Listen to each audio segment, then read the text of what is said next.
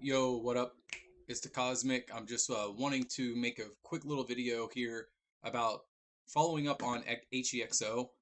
There is some news coming, new news coming in, essentially saying that HEXO is the worst U.S. stock, worst cannabis stock to be in. Right here, you see that HEXO will no longer be listed on HPX, S&P, and THX Composite Indexed. So they are looking to be delisted. It looks bad for them. And you can see right here, cannabis sales are up across the board in Canada and US. Great research as a great search connected to the COVID in ways that it can be partial. That is only partial. Sales up, sales are growing.